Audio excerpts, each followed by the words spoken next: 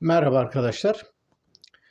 İnsan dilinin kökeni, insan dilinin nasıl ortaya çıktığı ve evrimleştiğine ilişkin 2 yıl süren videolar dizimizin sonuna geldik. Bu video ile birlikte bu konuyu sonlandırmış oluyorum. Bugüne kadar açıklamaya çalıştığım bazı konularla ilgili yaptığım özetleri de burada sonlandırmış olacağım.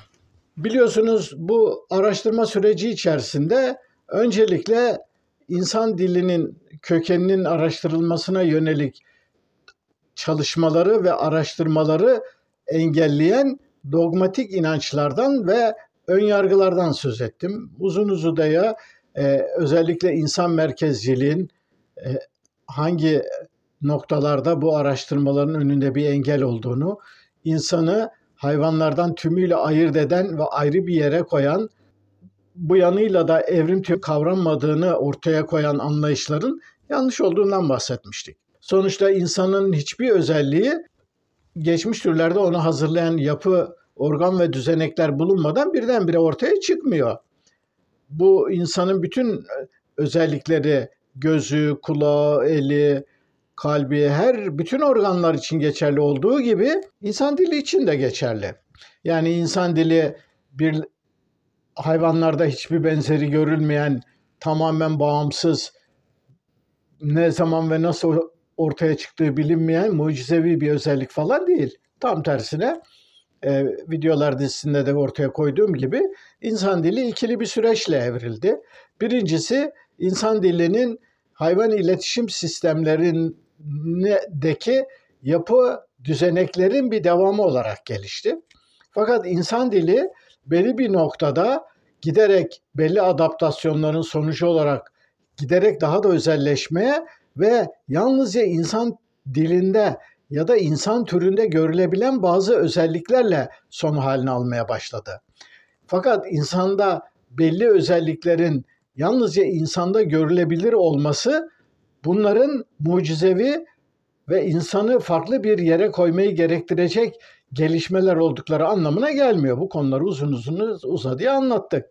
Yani insanın aşırı gelişen toplumsallaşma ve toplumsal işbirliği ihtiyacına bağlı olarak iletişim ihtiyacının gelişmesinin bir sonucu olarak insan dilinin soyut biçimsel yönde evrilmesini gerektiren adaptasyon baskılarının neler olduğundan uzun uzadıya bahsettik.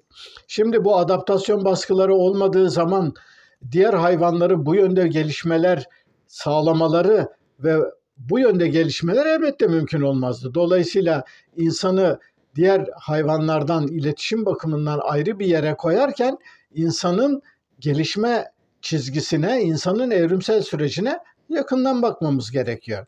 Şimdi bu açıdan baktığımızda insan dili aslında 2 adımlı bir süreç olarak görülebilir. Birincisi, insan dilinin konuşma ağırlıklı bugünkü biçimini olanaklı kılacak organ yapı ve düzeneklerin hayvan iletişim sistemlerinden nasıl evrildiğine bakmamız gerekiyor. Bunun araştırılması o kadar zor ya da karmaşık bir süreç değildir. Yani insanın ağız yapısı, göğüs kafesinin gelişmesi,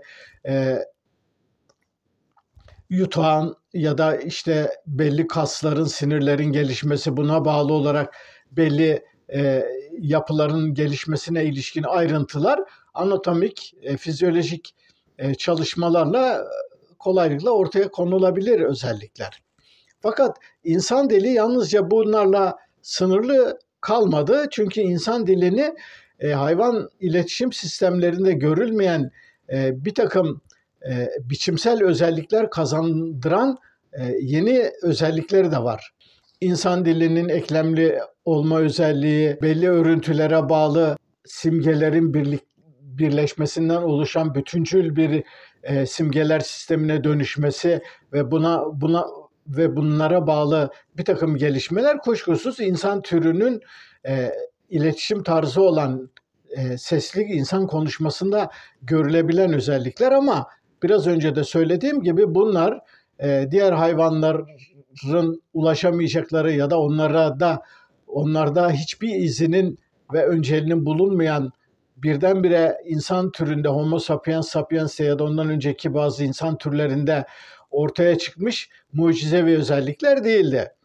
Şimdi insan dilinin bu ikili yanını göz ardı ederek insan dilini açıklamaya çalışan teorilerin ne kadar dayanıksız ve gerçekliği açıklamakta başarısız olduklarından daha önce söz etmiştik.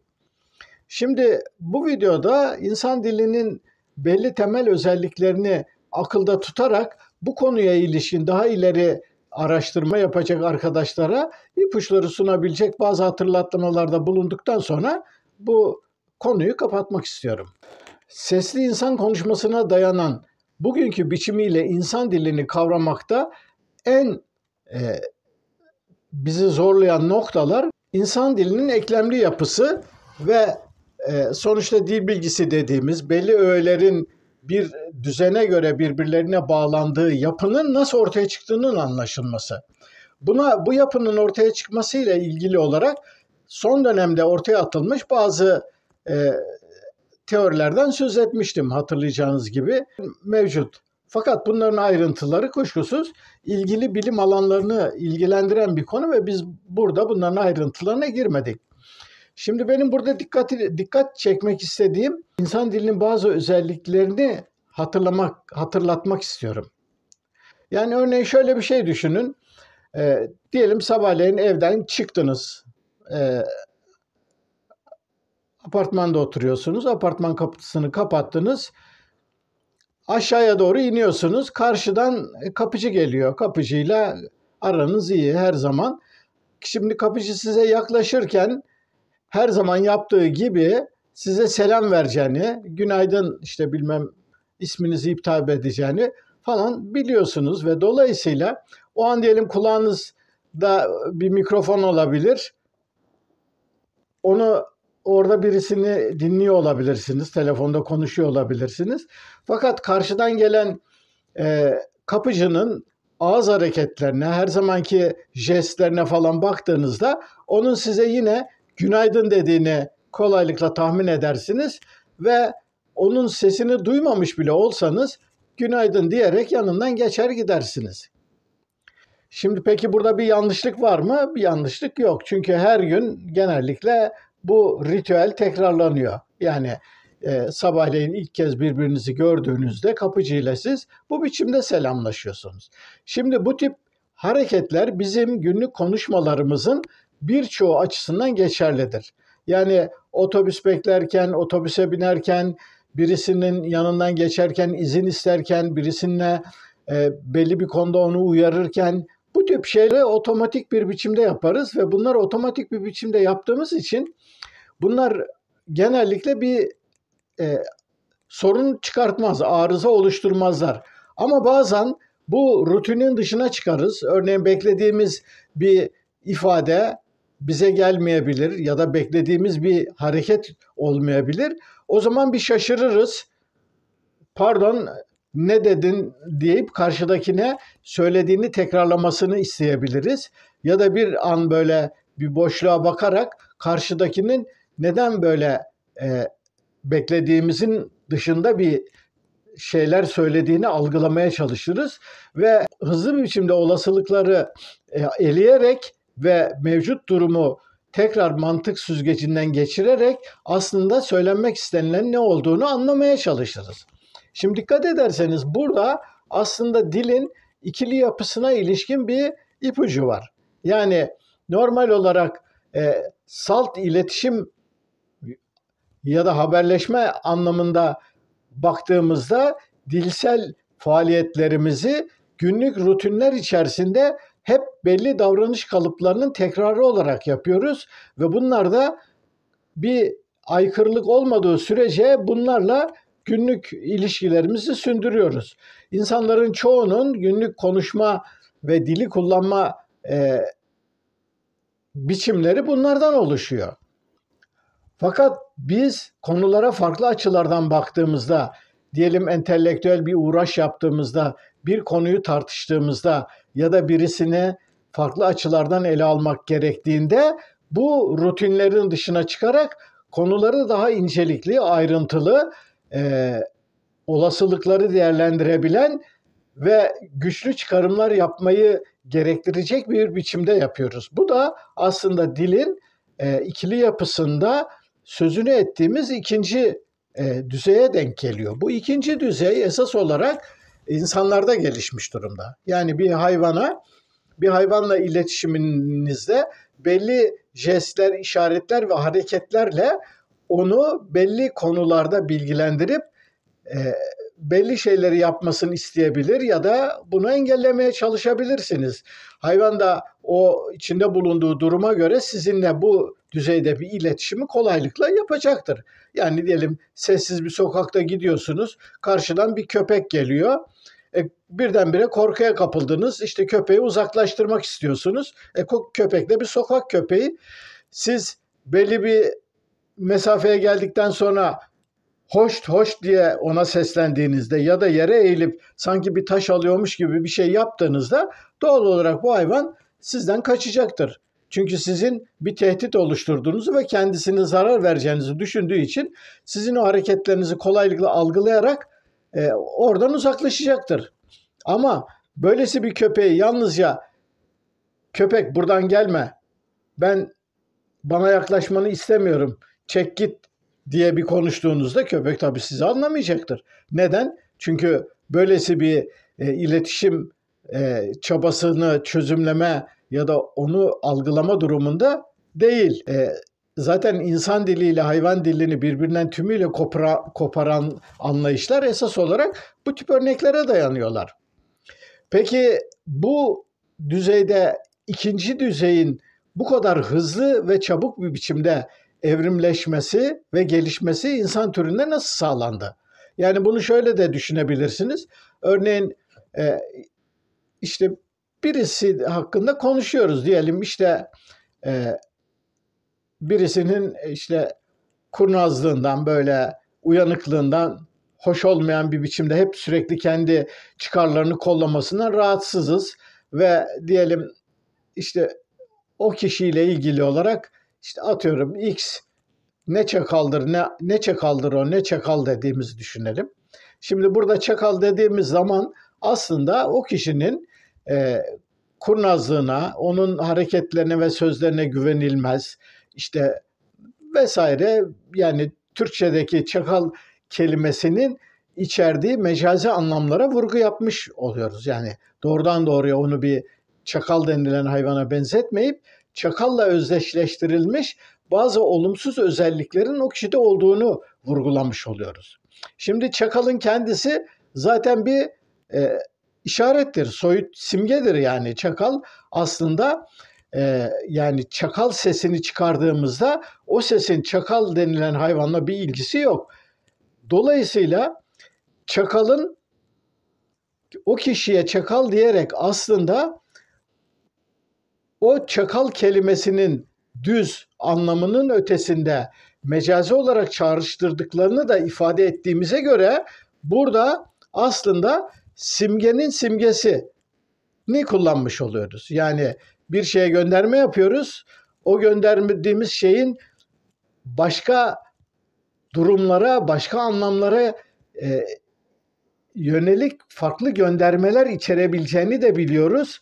Ve o farklı anlamlar ve göndermelerin neler olduklarını da tahmin ederek o kişiyle ilgili mevcut durumu, geçmiş deneyimlerimizi, karşımızdaki kişinin o kişi hakkındaki bilgilerini ve sohbetin bağlamını düşünerek o kelimeyi kullanıyoruz.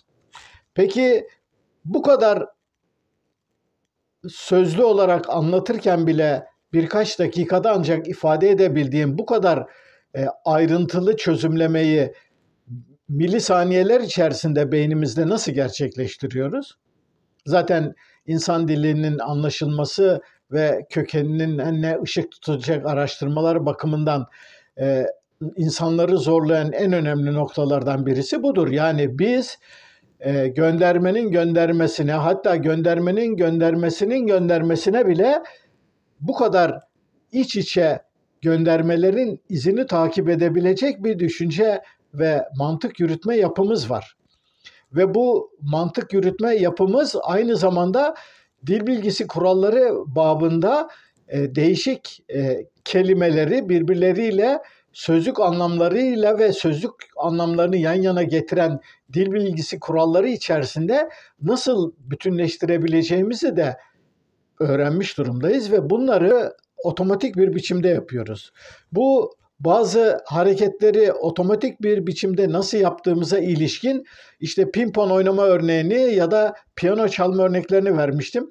Piyano çalarken o notalara elini ustalıkla vuran piyanistin ya da pimpon oyuncusunun rakete ve topa yön vermede yaptığı bilek hareketlerinin ayrıntılarını tek tek düşünmeye kalktığımızda bunun içinden çıkamadığımızı söylemiştim. İşte burada aslında e, Darwin'in de ilk dönem kafasını çok meşgul eden ve işin içinden çıkamadığı konulardan birisine gelmiş oluyoruz. Yani Darwin içgüdüler konusunda gerçekten her zaman hayret ediyordu. Yani içgüdülerin nasıl oluştuğunu, farklı canlılarda farklı içgüdülerin nasıl geliştiklerini, bunların altında yatan mekanizmaların neler olduğunu gerçekten çok merak ediyordu. Fakat içinde yaşadığı dönemde bilimlerin gelişmiş olduğu düzey, genetik biliminin bilinmemesi ve diğer bir takım hücre sitoloji dediğimiz hücre bilimi, moleküler biyoloji, birçok ayrıntılı bilim dalının hiç daha ortada olmaması nedeniyle kuşkusuz Darwin bu konuda sağlıklı bir anlayış geliştiremedi. Çünkü konuları kavraması o dönem için mümkün değildi. Ama biz bugün içgüdülerin ve içgüdülere bağlı olarak çok hızlı biçimde gelişen motor reflekslerin neler olduklarını, nasıl geliştiklerini ve bunları oluşturan sinirsel, nörobiyolojik mekanizmaların neler olduğunu çok iyi biliyoruz. Yani hatırlarsanız geçmiş videolarda hepçi bağlantıların nasıl kurulduğunu, nöronlar arasındaki ilişkilerin nasıl kurulduğunu ve bu ilişkilerin nasıl geliştiklerini ve nasıl kalıcı hale geldiklerinin ayrıntılarını anlatmıştım. Şimdi işte insan dilinin ikinci yapısında göndermenin göndermesine ya da farklı birbirinin içindeki cümlecikleri birbirlerine hızlı bir biçimde bağlayarak nihai amacı ifade edebilecek bir biçimde onları nasıl yan yana getirdiğimize ilişkin ortaya çıkan sorunları bugün için bilim insanları tüm yönleriyle açığa çıkarmış değiller. Fakat bu sürecin temel olarak hangi mekanizmalardan geçerek ilerlediğine yönelik son derece gelişmiş bir anlayışımız var. Yani biz bugün insan beyninde öğrenme mekanizmasının nasıl geliştiğini, bu mekanizmaya yol açan işte sinaptik boşluk denilen nöronlar arası bağlantı noktalarında madde alışverişlerinin nasıl olduğunu, öğrenmenin nasıl gerçekleştiğini, bu öğrenmenin bir deniz anasından başlayarak bize gelene kadar temel mekanizmasının aynı olduğunu, bütün bu ayrıntıları iyi biçimde biliyoruz. Dolayısıyla bu sinaptik boşluklarda meydana gelen madde alışverişleri sonucu öğrenmenin hangi düzeylerde geliştiği, nasıl kalıcı hale geldiği ve değişik anımsama düzeneklerinin nasıl yürütüldüğüne ve nasıl geliştirildiğine ilişkin sinir bilimciler, nörobiyologlar ve biyokimyacılar son derece önemli açıklamalarda bulunmuşlar ve bu konuda her geçen gün yeni bilgiler elde ediliyor. Dolayısıyla burada şunu anlatmaya çalışıyorum. İnsan dilinin ikinci biçiminin yani insan dilinin kökenine ilişkin son dönemdeki bilinemezci, mucizevi açıklamalara bel bağlayan teorilerde öne sürüldüğü gibi insan dilini hayvan iletişim sistemlerinden benzersiz kılan o öz yinelemeli ve göndermenin göndermesine bağlı olan farklı yapıları birbirine bağlayan incelikli düzeneklerin nasıl oluştuğuna ilişkin bugün çok daha yeterli ve kapsamlı bilgilere ulaşabilecek konumdayız. Bu konuların ayrıntıları kuşkusuz burada bizim tartışabileceğimiz ya da benim zaten o konuda bilgilerimin sınırlı olduğunu biliyorsunuz bir nokta değil. Fakat burada bizim için önemli olan bu söylediğim noktalardan yola çıkarak insan dilinin karmaşık açıklanması olanaksız, bilinmedik bir yerlerden gelip bugünkü biçimine kavuşmadığını iyi anlamış olmamız gerekiyor.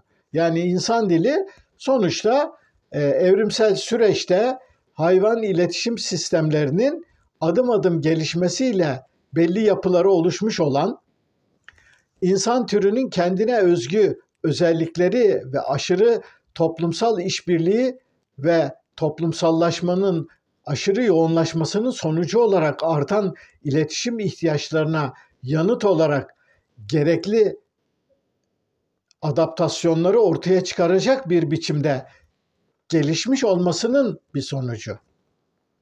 Bütün bunlara baktığımızda insan dilinin kökeninde ve gelişmesinde evrim teorisinin koyduğu ilkeleri göz önüne tuttuğumuz sürece açıklanması olanaksız ve bize mucizevi ya da kavranması olanaksız gelen hiçbir özellik yok. Biz bugün için diğer hayvanların hiçbirisinin beceremedikleri bazı iletişim yöntemlerini başarıyla uyguluyor olabiliriz. Fakat bunları başarıyla uyguluyor olabilmemiz bizde onlarda bulunmayan çok mucizevi bir takım organ yapı ve düzeneklerin, farklı genlerin, farklı enzimlerin, farklı bir takım maddelerin ortaya çıktığı ya da oluştuğu için değil. Bunların bizim yaptığımız bütün bu işler aslında bütün bu işleri sürdürebilmemiz için gerekli biyolojik, genetik, enzimatik bütün özellikler temel olarak hayvanların, özellikle de insana yakın insanımsı maymunlar, büyük maymunlar dediğimiz yakın türlerin beyinlerinde de bunların tümü aslında var. Dolayısıyla ama onlarda olmayan, onların bizdeki kadar bir iletişim ihtiyacı hissetmedikleri için kendilerinde bulunan olanakları işleyerek bireylerin dil yetisini geliştirirken bu yönde beyinlerini dönüştürmeyi ve beyinlerinde belli yapıların geliştirilmesini sağlamamış olmaları. Onlar bunu yapmıyorlar, yapamıyorlar ve kuşkusuz bunu yapamamaları yalnızca onların insan dili ortamında bulunmaları ile ilgili değil. İnsan kendi çevresine, kendi iletişim ortamını yaratmak için belli bir süreçten geçtiği için bu dönemde belli adaptasyonlardan da geçmiş durumda. Ve dolayısıyla bu hızlı iletişim, soyut iletişimi ya da soyut aktarımları sağlayabilecek bazı madde, gen ve düzeneklerle ilgili hayvanlarda olmayan bazı yeni yapı ve düzenekler kuşkusuz bizde gelişmiş durumda. Fakat bizde bunların gelişmeleri olağanüstü, mucizevi bir şey değil. O yönde bir ard arda adaptasyonlardan ve belli bir adaptasyon sürecinden, belli bir baskılanma altında olmamızdan kaynaklanıyor. Bu şuna benziyor. Yani bir yarasanın hiç gözleri görmeden havada uçan küçücük bir sineği bile ekolokasyonla elde etmesini sağlayan mucizevi yeteneği var. Bu yeteneği ona sağlayan beyninde gelişmiş bazı yapılar, belki de belli maddeler, belli genetik malzeme olması gerekiyor. Fakat bu malzemenin yarasa beyninde ortaya çıkması yarasanın o yönde bir baskılanma, adaptasyon sürecine girmesinin bir sonucu. Ve dolayısıyla nasıl ki bir yarasanın bu kadar olağanüstü bir işi başarmasına şaşırmıyorsak, benzer bir özelleşme ve uzmanlaşma sürecinden, evrimsel bir süreçten geçen insan dilinin soyut mekanizmalarını gerçekleştirebilecek hızlı refleksleri, otomatik refleksleri geliştirecek bir biçimde evrimleşmiş olmasına da şaşırmamamız gerekiyor. Sonuçta insan dili böylesi bir ard arda gelen adaptasyon sürecinin sonucu olarak evrimleşmiş durumda. Sonuç olarak insan dili hayvan iletişim sistemlerinin gelişmiş, özelleşmiş ve çok incelmiş bir biçiminden başka bir şey değil. İnsan dilinin kökenine ilişkin bilinmedik, gizemli, mucizevi arayışların içerisine girmeye hiç gerek yok. Evrim teorisi çerçevesinde bu konu ayrıntıları bilim insanlarının çalışmalarıyla belirlenecek olsa da temel olarak çözümlenmiş durumda. Beni dinlediğiniz için teşekkür ederim. Yorum yapan, eleştiren, destekleyen bütün arkadaşlara teşekkür ediyorum. Bir sonraki videoda bulunmak üzere. Hoşça kalın.